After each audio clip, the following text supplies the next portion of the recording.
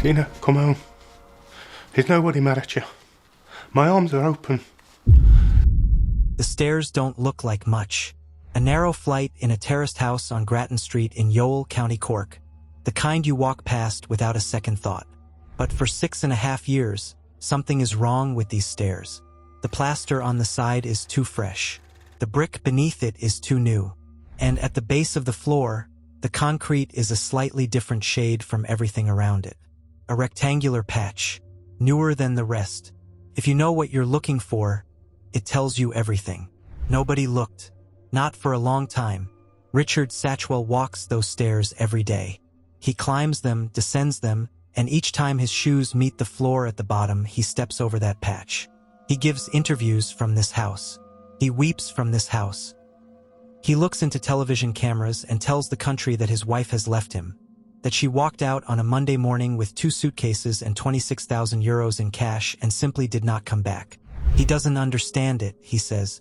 He misses her. His arms are open. He is standing on her grave when he says it. Tina Satchwell is 45 years old when she disappears in March 2017. 5'4", blonde hair, blue eyes, a Tweety bird tattoo on her chest. By every account from everyone who knows her, she is warm, bubbly, impeccably dressed, and utterly devoted to her animals. 2 chihuahuas, Ruby and Heidi, and a parrot called Valentine. She matches Ruby's outfits to her own. She loves the coast, the beach at Youghal, the rhythm of the car boot sales she has attended for years across County Cork, selling and reselling her vast collection of clothes and jewelry. Those sales are her world, her community, the place where she is most herself. The last time anyone outside her home sees Tina alive is Sunday, the 19th of March 2017. She is at a car boot sale in Carrigtwohill. In good spirits, she buys a black jacket, a dress, and expensive perfume. Her friend John Keoghan jokes about her meeting another man. Tina answers without hesitation. "One man," she says. "One man only." Those are the last words she ever speaks to the outside world. Monday morning, Richard later tells police he makes Tina breakfast, tea, toast, his special fruit and yogurt. Then she asks him to drive to Aldi in Dungarvan, 30 kilometers away, to buy fish and parrot food. He leaves around 10:30. He returns around noon. Tina is gone. 2 suitcases gone. 26,000 euros gone. He waits 4 days before telling anyone. For days. When he finally walks into Fermoy Garda station on the 24th of March, bypassing his local Youghal station entirely, the Garda who takes his report notes that he seems matter-of-fact. Not particularly emotional. He thought Tina needed space, he explains. He assumed she had gone to family. He waited out of respect. The case is logged as a casual inquiry. A woman who left home. Not a formal missing person report. Not for another 7 weeks. But Tina did not leave home. The black jacket she bought that Sunday hangs over the living room door, unworn. The dress beside it. Her dogs are still in the house, confused and restless. Her parrot is in his cage. Her GP of nearly 20 years, who has known Tina since early adulthood, describes her as always friendly, always communicative, always in excellent health. No mental health conditions, no psychiatric history, nothing in her medical file that suggests a woman who would simply walk away from everything. What exists instead is the quiet, accumulated evidence of a life being controlled. Tina's half-sister Lorraine will later testify that Richard was obsessive, possessive, and just odd. He had a way of finding fault with every friend Tina made, chipping away at each relationship until her world contracted. He wanted to know where she was at all times.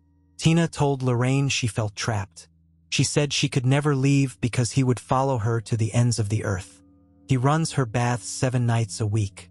He towels her off. He applies baby oil to her skin. He pedicures her feet. He knows her clothing sizes, her body measurements, her preferences in intimate and catalog detail. He calls her his trophy wife, his beautiful Irish rose. He says he worships her. The language of devotion and the language of ownership are not always different languages. 10 days after Tina vanishes, Richard texts her cousin Sarah Howard. "Do you want our big chest freezer? The next morning, he lists it on Done Deal. Working perfect, just needs a clean. Within weeks, he is appearing at the car boot sales Tina loved, selling her clothes, her Dr. Martens, her bags, her accessories. When people ask where she is, his answers shift and multiply. A terrible infection from dry rot in the house. Gone to England for treatment. Lost 4 stone. A serious respiratory illness. She cannot come to the sales anymore. None of it is true. The items she bought that last Sunday, the jacket, the dress, remain hanging over the living room door. She never got to wear them. By late May 2017, Sergeant John Sharkey has already formed the opinion that something criminal may have occurred. A warrant is obtained. On the 7th of June, 10 Gardaí spend 12 hours searching 3 Grattan Street. The house is filthy. Dog feces on floors and furniture, dishes piled high, a birdcage that has not been cleaned in months. In the photographs taken that day, something is clearly visible. Relatively new, unpainted stairs.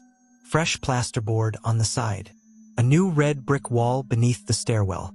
A forensic scientist applies luminol throughout the house. No blood anywhere. Not in the living room, not on the stairs, not in Richard's car. The team collects his laptop and mobile devices. They do not bring a cadaver dog. They do not excavate. They do not break through the concrete. The years pass. Richard's media campaign runs from the summer of 2017 well into 2018. 14 recorded interviews, RT Crime Call, Prime Time, Ireland AM, The Ray Darcy Show, radio stations, newspapers. He sits in front of cameras and cries. In July 2017, he looks directly into the lens. "Tina, come home," he says. "There's nobody mad at you. My arms are open." The country watches a devoted husband consumed by grief. He says he has never once lifted a finger to her in 28 years together. He offers to take a lie detector test, then declines when one is offered on live radio, claiming exhaustion. Searches continue for years.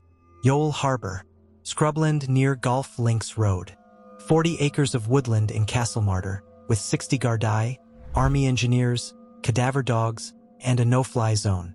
Over 400 lines of inquiry. More than 60 reported sightings of Tina across Ireland and abroad. Everyone investigated. Everyone negative.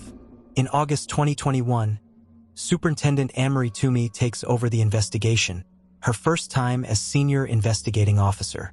She and Detective Garda Dave Kelleher lead a cold case review, going back to the very beginning. Every witness statement, every hour of CCTV footage, every seized device. The laptop collected in 2017 has sat largely unexamined for 4 years. When Kelleher finally analyzes it, what he finds is unambiguous.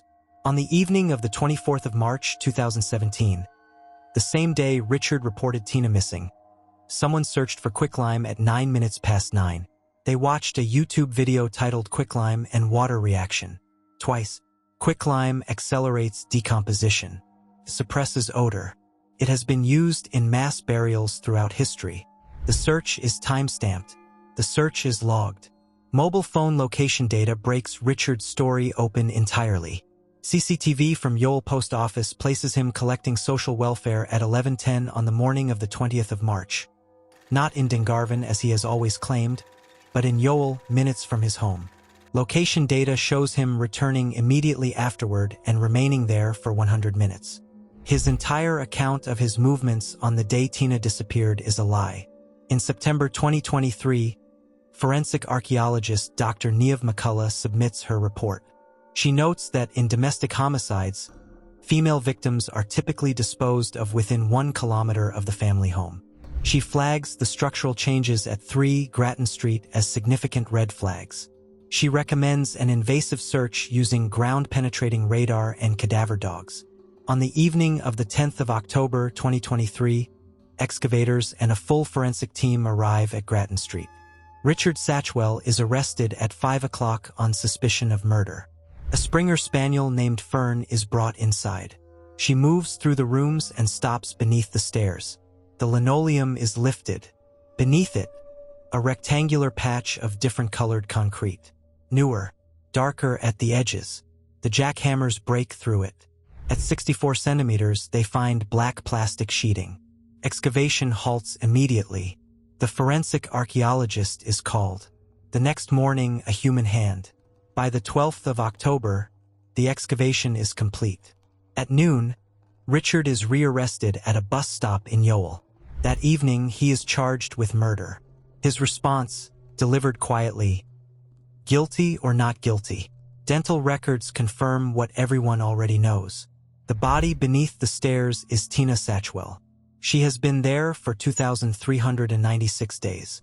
She is still wearing her dressing gown over her pajamas. Her wallet is in the pocket, her public service card inside, her store loyalty cards intact. The Tweety bird tattoo is still visible on her chest. After her discovery, Richard's story changes. He claims Tina attacked him with a chisel at the bottom of the stairs. He says he grabbed her dressing gown belt in self-defense. She went limp in seconds. He held her body for 20 to 30 minutes while their dogs came to her. He placed her in the chest freezer in the garden shed. He dug the grave himself, from light until dark, knuckles bleeding by the time he finished. On Mother's Day Sunday, the 26th of March, he wrapped her in the black plastic sheeting they had used at car boot sales and buried her face down. He says he went to buy roses but could only find tulips. He threw them in the grave.